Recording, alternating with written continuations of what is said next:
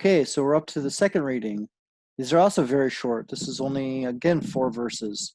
So we're in verse 5 from chapter 21, Genesis chapter 21, Bereshit. This is the second Aliyah that we read on Rosh Hashana. And Abram was 100 years old when his son Isaac was born to him. So again, the Torah is telling us how old he was, how old Abram was, and that the son was born to him, was born to Abram, wasn't born to anybody else. He was the father. And Sarah said, God has made joy for me. Whomever hears will rejoice. So this is where we get the name Yitzhaki, because it says Yitzhak Ali.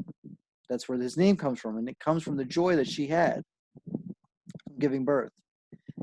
Almost all every name in the Torah has significance like this. It has like a behind the scenes of what the name means, and it's usually what the person says when they find out that they were pregnant, or when the birth actually happens, or something along the way happens in their life, and sometimes their name gets changed, etc. But names are extremely significant in the Torah, and I think most people know that. Okay. And she said, who would have said to Avram that Sarah would nurse children, for I have born a child in his old age. It was also your old age, by the way, too, Sarah.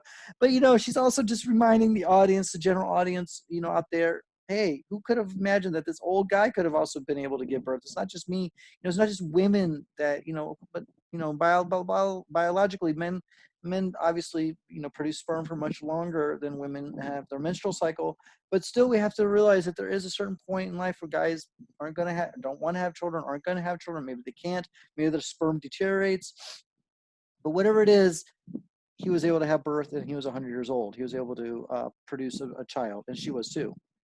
And the child grew and was weaned, and Avram made a great feast on that day when Yitzhak was weaned. Okay, that is the end of the second Aliyah.